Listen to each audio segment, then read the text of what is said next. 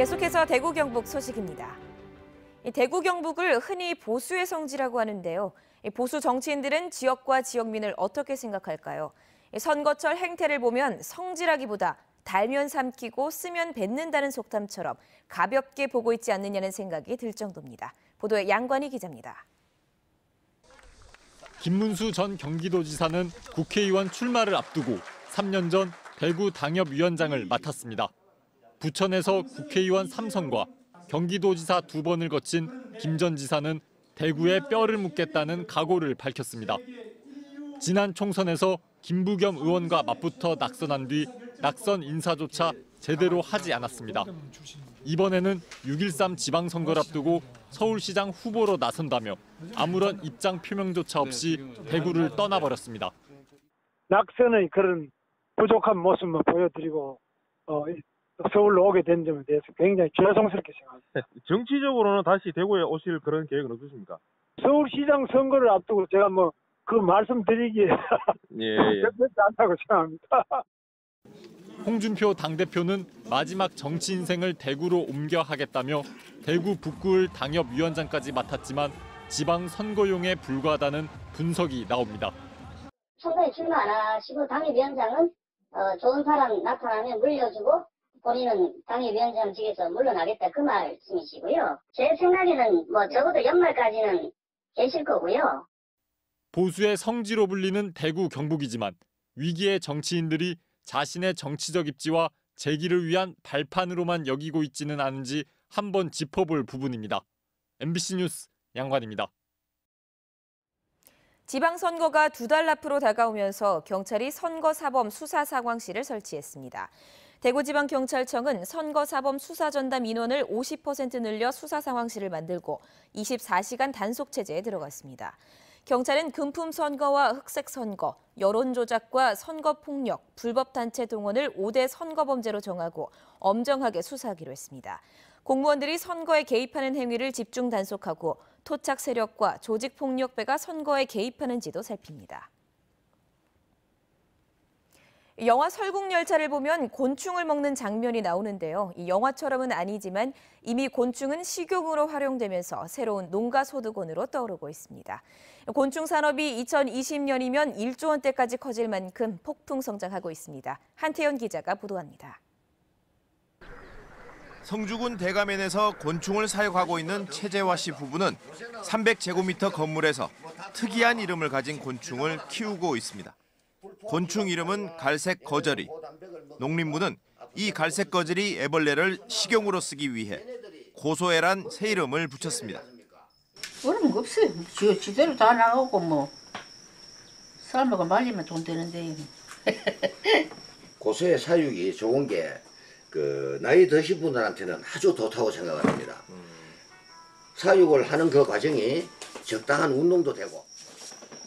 한 달 매출은 700만 원으로 입소문을 타면서 매출액이 늘고 있습니다.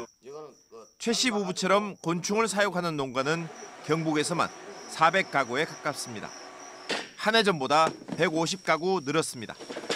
곤충 산업은 식용을 비롯해 가축 사료용, 약용, 선정용 등 분야도 다양하게 늘고 있습니다. 지난해 이런 농가들이 곤충으로 벌어들인 매출액은 42억 원으로 지난 2016년보다 14억 원이 늘어 50%의 신장세를 보였습니다. 생산 원가를 낮출 수 있는 방법하고 그다음에 사육 효율을 좀 높이면서 이게 곤충 사료라든지 대량 소비체와 연결될 수 있도록 그 기반을 구축해 주는 게 당면한 과제라고 생각하고 있습니다. 사육 시설을 현대화하고 판로를 개척하는 등의 해결해야 할 과제가 아직 남아있기는 합니다. 하지만 농촌 고령화 시대에 노동력이 적게 드는 장점에다 미래 식량과 농업소득 장목으로 소문이 나면서 곤충 산업은 가파른 성장세를 타고 있습니다. MBC 뉴스 한태현입니다. 오늘 아침 6시 반쯤 영주 SK머티리얼즈 공장에서 유독가스가 누출되는 사고가 발생했습니다. 누출가스는 반도체 공정용 특수가스인 육불화텅스텐으로 탱크 안에 있던 1.8톤 가운데 40kg이 새나왔습니다. 육불화텅스텐은 물과 만나면 불산으로 변하고 들이마시면 호흡기가 심하게 손상될 수 있습니다. 현재까지 인명피해는 접수되지 않고 있지만 일부 주민들은 대피 안내와 방송이 늦었다고 항의하기도 했습니다. 경찰과 소방당국은 공장 관계자들을 상대로 자세한 사고 경위를 조사 중입니다. 30대 남성이 여자친구를 살해한 뒤 시신을 차 조수석에 태워가다 교통사고가 나면서 경찰에 잡혔습니다. 구미 경찰서에 따르면 37살 A씨가 오늘 오전 구미시 고아읍에서 차를 몰다 도로 옆 안전울타리를 들이받는 사고를 냈는데 순찰차를 타고 지나던 경찰이 A씨를 도와주려다 조수석에 있는 시신을 발견했습니다. 경찰 조사 결과 A씨는 차 안에서 여자친구 B씨와 다투다 B씨를 흉기로 찔러 숨지게 한 것으로 드러났습니다. 경찰은 A씨가 불안 증세를 보여 제대로 진술하지 못하고 있다며 병원 치료 후 조사하기로 했습니다. 성주 사드 기지에 장비 반입을 두고 소성리 주민 등과 국방부 사이의 신경전이 계속되고 있습니다. 어제 양측 합의로 트레일러 12대만 기지에 들어가 지난해 11월 반입했던 물품을 내오고 있지만 나머지 장비와 인원은 진입을 하지 못하고 있습니다. 국방부는 장병 숙소와 식당 신축 공사를 위한 장비와 인력을 들여보내기를 원하지만 소성리 주민과 반대단체들은 제한적으로만 동의하고 있습니다. 사드 철회 평화회의는 한국군 숙소 지붕을 고치는 공사와 오폐수 시설 개선 공사를 비롯한 장병 복지를 위한 필수 공사만 가능하고 미군 숙소와 식당 공사는 안 된다고 밝혔습니다. 소성리 주민 등의 대표와 국방부는 오는 26일 협의를 재개할 예정이지만 의견 차이가 커서 합의는 쉽지 않을 전망입니다. 제99주년 대한민국 임시정부 수립 기념식이 대구와 경북에서 열렸습니다.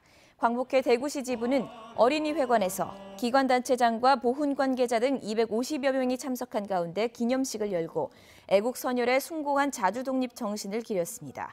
안동 경북 독립운동 기념관에서도 관계자 400여 명이 모여 만세 삼창을 외치고 기념식을 가졌습니다. 지금까지 대구 경북 소식이었습니다. 고맙습니다.